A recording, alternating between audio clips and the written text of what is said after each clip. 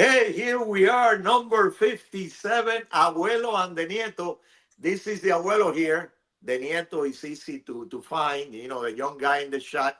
And then we have another golden oldie, Mr. Chris Perkins, the guy from the Sun Central, the columnist. We're going to be talking with him today in this special of Abuelo and the Nieto, which is presented by Balado Tires with two locations here in Miami to serve you better. This is 57, Tyler, and number 57. Remind Mr. Perkins who is number 57. So yeah, a guy I never got to watch in person. I've heard a lot about him, and one of the best offensive linemen in team history, might be the best offensive lineman in team history. Dwight Stevenson, Oh, or number Dwight. 57. There we go. Legendary Dwight Stevenson. All right. Yeah, yeah, yeah. I was at a loss, man. I'm not a number guy. That was me either. That's The Roly. That's Hall of Roly. He's the Famer. expert. Yes, the Hall of Famer. Yep. Well, let's get into subject matter. Chris is the columnist for, for the Sun Sentinel for Dolphins. Also has covered the Heat, the Canes. He's got a tremendous history, and he's a good friend for many years. I'm not going to say how many, Chris, but for many years we have traveled together, and we have covered a lot of Dolphin games in Yep. our history. Decades. So, Chris, what's going on with the Dolphins? We'll start with Dolphins. It looks like a season where they might win, I don't know, 4 or 5 games. Doesn't look good.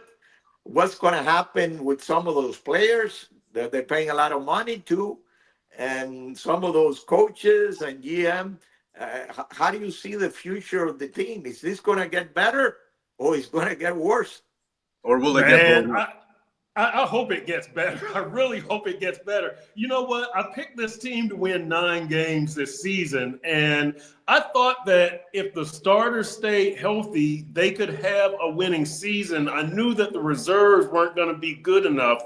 But, really what's happening is they've switched their philosophy. They're trying to win with youth and draftees instead of trying that previous philosophy of trying to win with veterans and free agents. When they got in Teron Armstead and Tyreek Hill and Bradley Chubb and that whole crew, when Mike McDaniel came in 2022.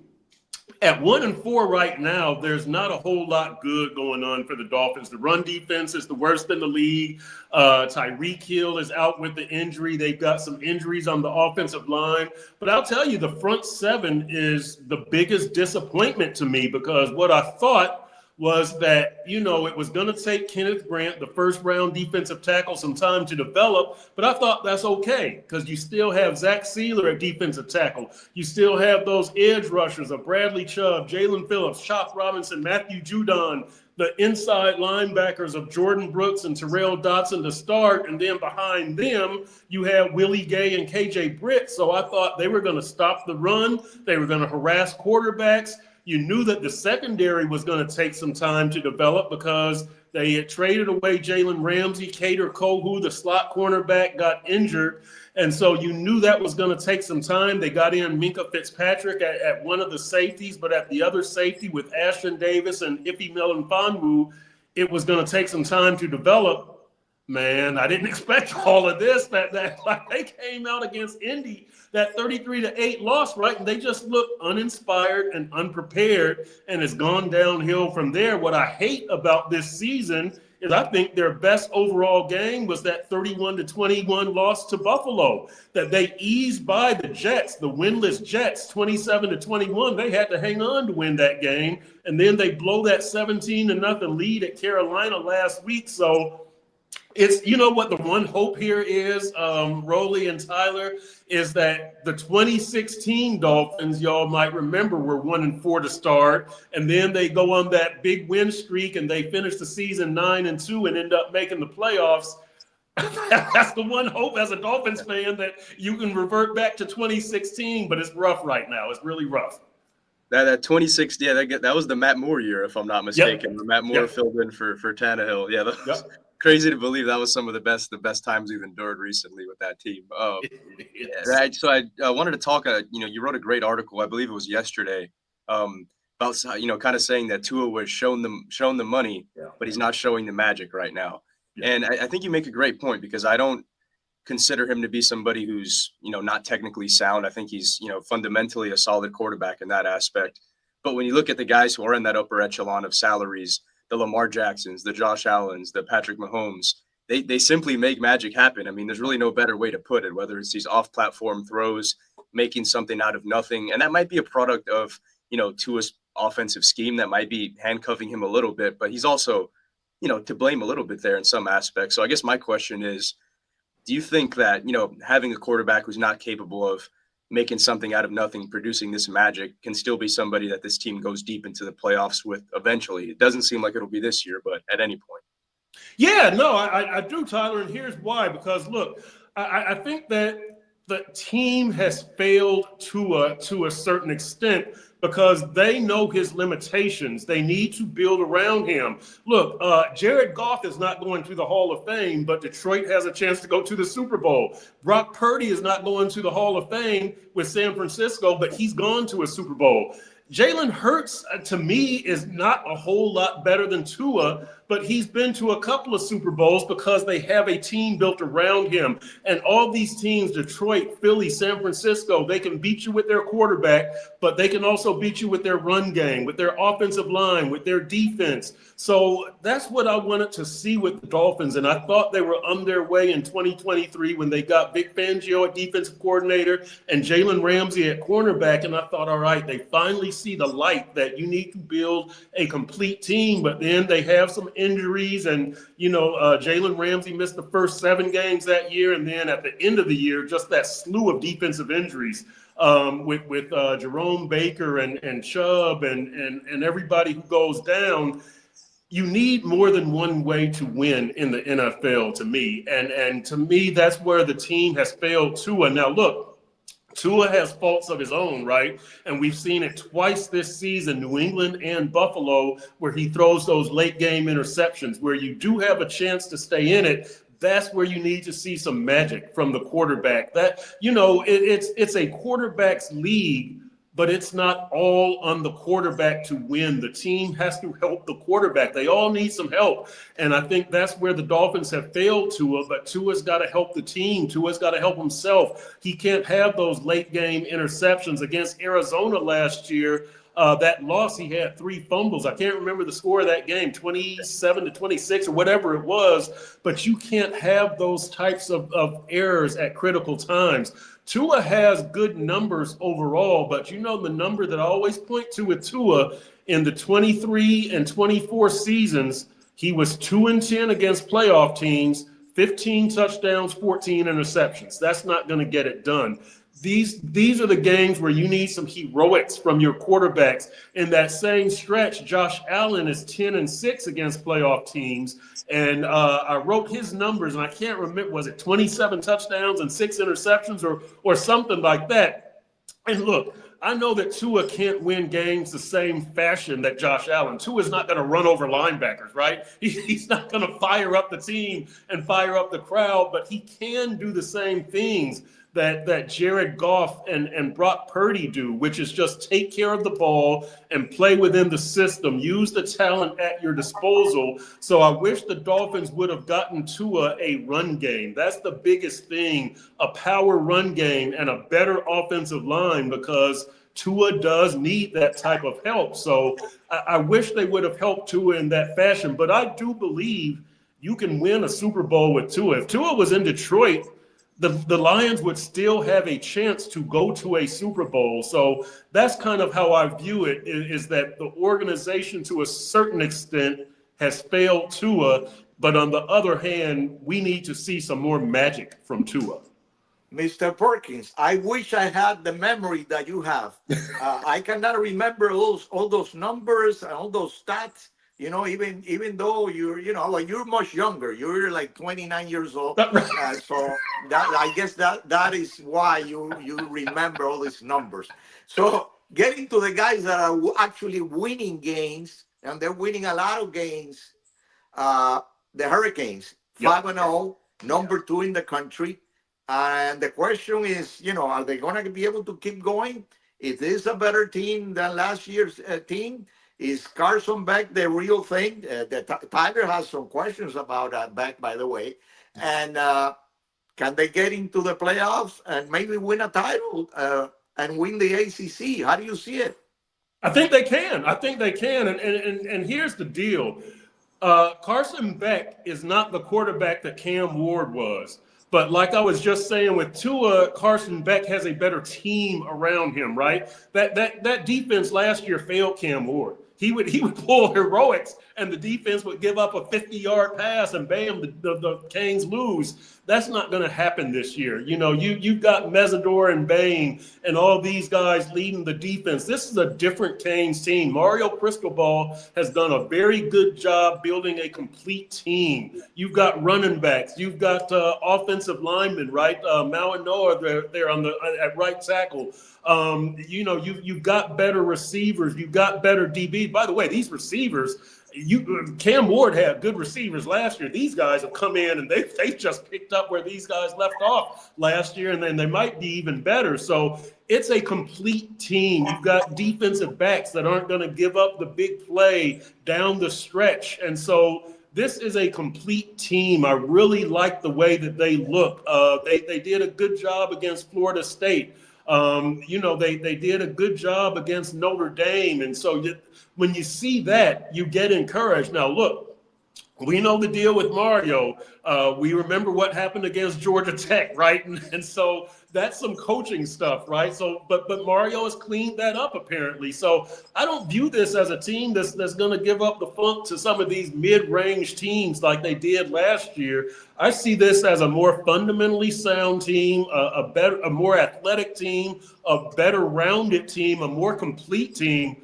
I'm hopeful. I'm hopeful. I would like to see these Canes win the title. And I'll tell you this, you know, I covered the Canes in 97, 98, and 99. So I covered the ramp up to that 01 team. I went to cover the Dolphins in 2000, and that's where I first met Roly, when I was covering the Dolphins in 2000. So like I said, decades. But, you know, it's good to see the Canes back, because I enjoyed covering those Canes. I covered like 12 first-round picks and a few Hall of Famers, right, with Ed Reed and Edgerrin James, and hopefully Reggie Wayne gets in the Hall of Fame. I'm hopeful that this Canes team can bring it home, because they are a solid team. I really like what I see from them. Okay, so before I forget, let's talk a little bit about Balado Tires. Yes, 63 years established in Miami, two locations, 27th Avenue Northwest 16th Street and Southwest 8th Street and 67th Avenue.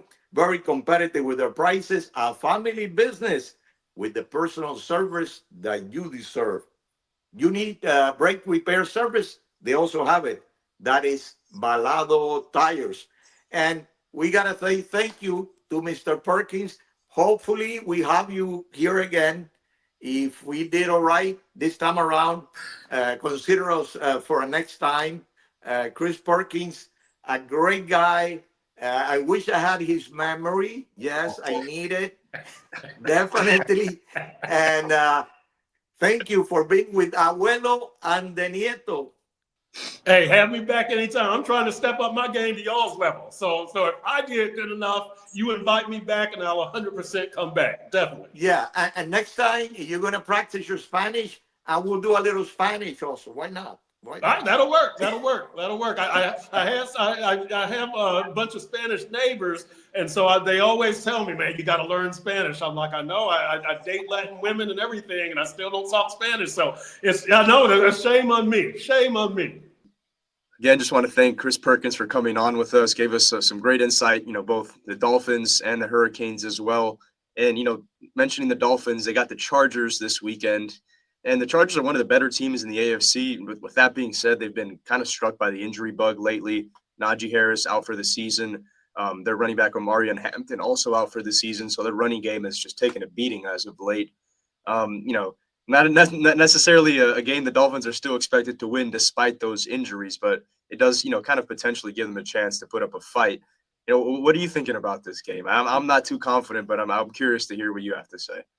Well, they have to get better at stopping the run and being able to run. Tyler, 237 yards versus Carolina, 19 yards rushing.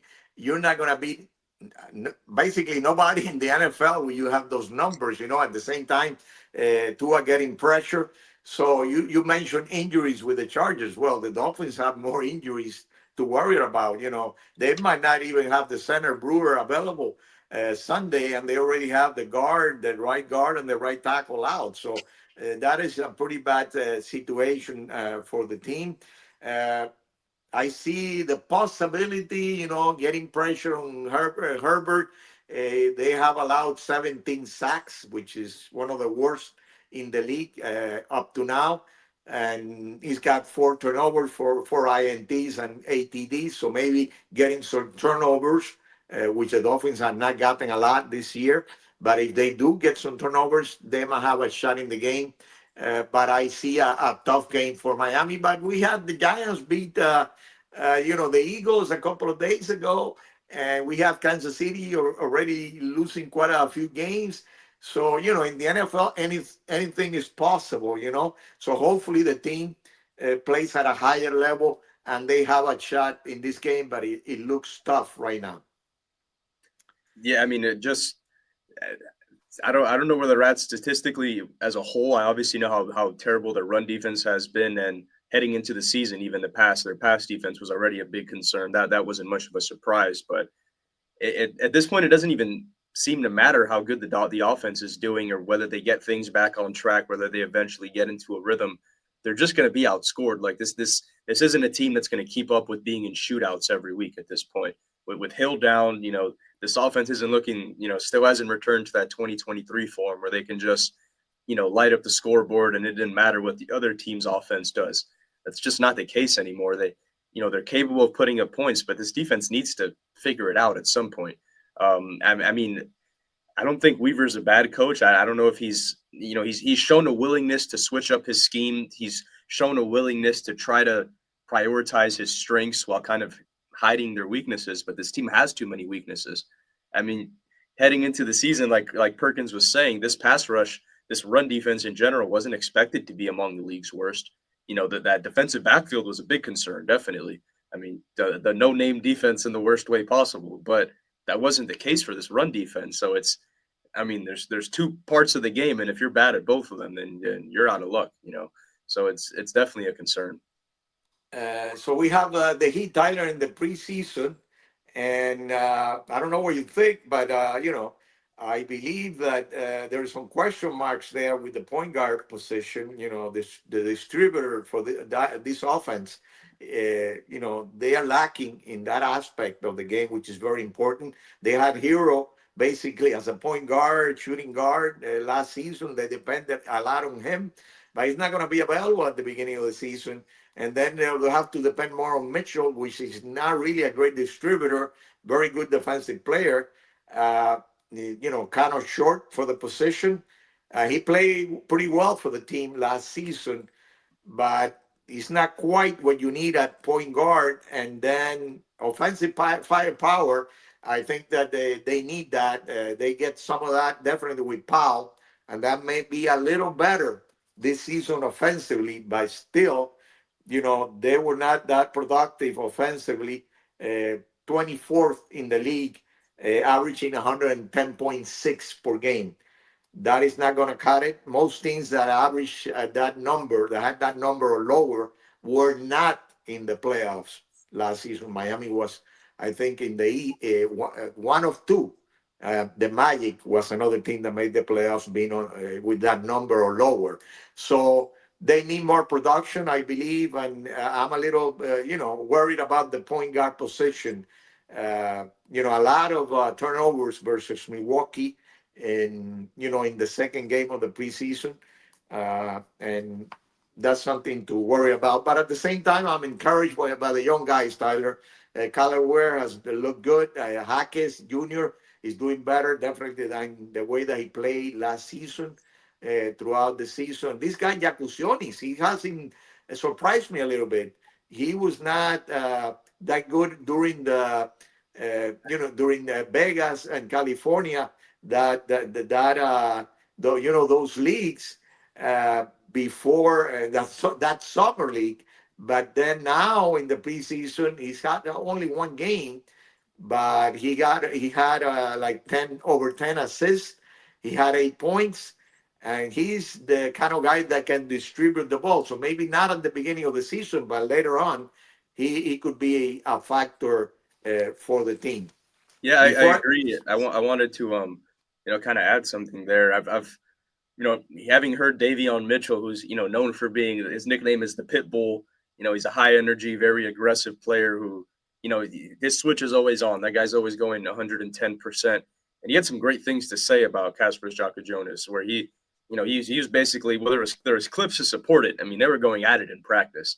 They were stuck on each other, and he even said it. He was like, if you didn't know our relationship, you'd think we had a problem with each other or we were in a fight, because they were just going at it. And to see that, level of competitiveness from a young player, from a rookie, against a veteran who has a reputation in this league for being somebody that a lot of people don't like to mess with, then I think that is very encouraging. And that might answer your question about, the team's potential distributor. I mean, I think Davion Mitchell can hold that role for now. I think ultimately once Tyler Hero comes back, he's going to step into that role and be this team's main distributor, which I don't think is a good idea, but it's the only real sensible idea at this point, unless they make a move at the deadline. They try to bring in a veteran guy. I was surprised that they didn't do, if we're being honest. This team has always kind of shown a willingness to bring in that veteran point guard, whether, Kyle Lowry's the most recent name in the past, but there were a few guys that, like the D'Angelo Russells of the world, players like that. Very surprised that they didn't bring one in, but at the end of the day, trades are still a possibility. So I wouldn't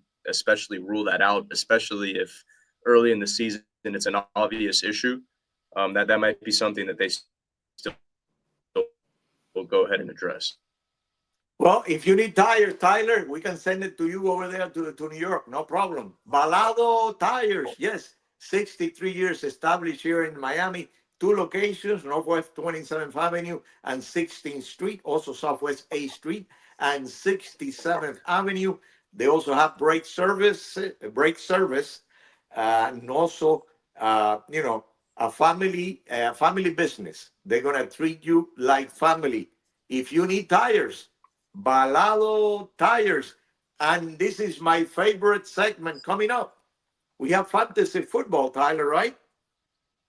Yes, we do. And honestly, this week, I'm going to kind of change things up a little bit risky. This will be only his second game of the season, but he's been a productive player throughout his NFL career, just got a good payday, and he's expected to be active this week. So it's Jawan Jennings from the San Francisco 49ers. This is somebody who's proven themselves already. He's coming off a solid year. Like I said, he just got that contract extension, but he's been out for the majority of the season. Only appeared in one game, played well in that game. Right now, he's listed at questionable. I don't want to say I have any inside sources, but I kind of do. And I've, been told that he is going to be suiting up this weekend for the 49ers against the Buccaneers. And I mean, they've just been relying entirely on Ricky Pearsall at this point. George Kittle's out for the season. Brandon Ayuk is out for the season. And, Jennings was their top receiver last season, even regardless, even when they had Deebo Samuel, when they had Brandon Ayuk back there. So might be a little bit hesitant to start him just because he's been battling these injuries. But if he's active, then I expect him to get the start. I expect him to be a big factor because he's been listed as questionable for 3 to 4 weeks, and it seems like they've been very cautious about this. But based on what these beat reporters in San Francisco are saying, he is expected to suit up on Sunday. So if he is, I would just throw him in your lineup. It's not a guy you're going to get in free agency. If you have him, you have him. Or maybe you can trade for him because his value is at an all-time low right now. But Jawan Jennings is, in my opinion, good to go, and I wouldn't hesitate there.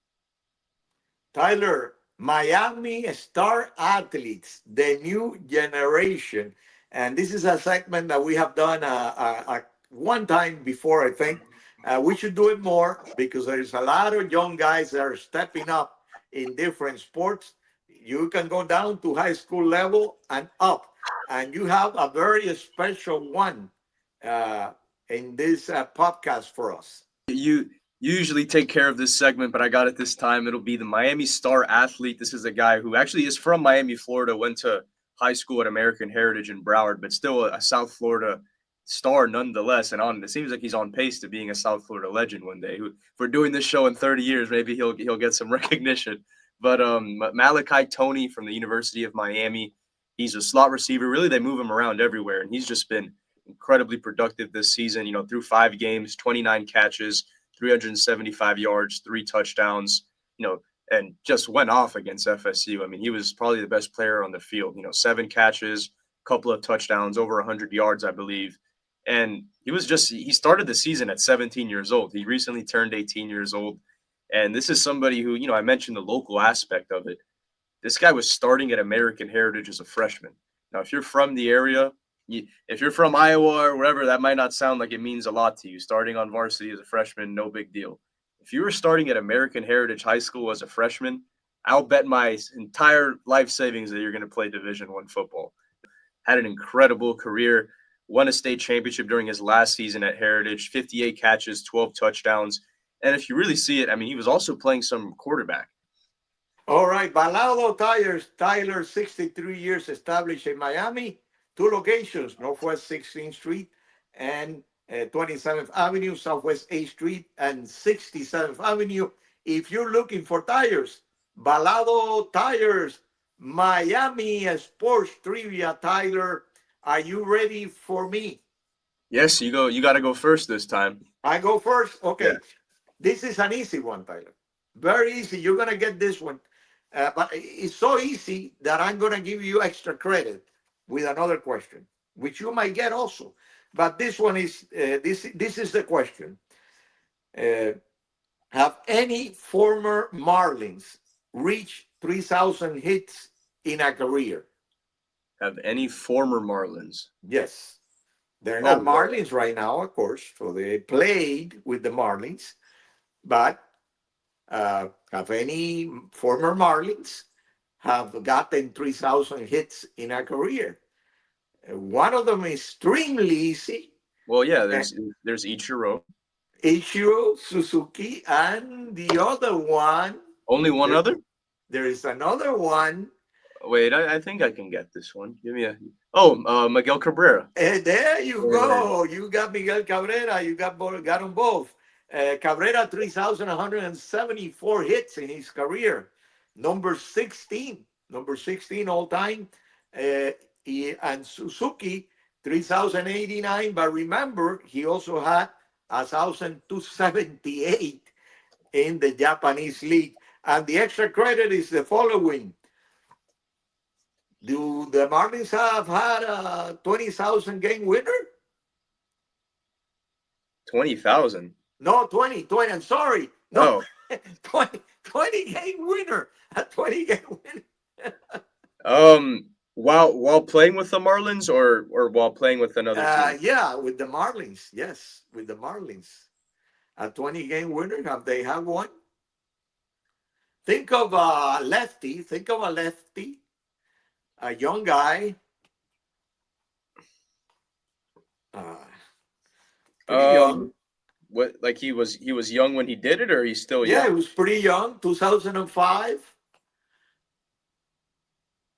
Dontrell Willis, Tyler. Dontrell Willis, 22 and 10 in 2005. So what do you have for me, Tyler? This one we got we're talking all this hype for the Miami Heat season ramping up, but the Miami Hurricanes also, starting their season. Obviously, Jim Larinaga no longer there. This is we're still in that, I think, second year of the new era of this program. And my question for you might be an easy one.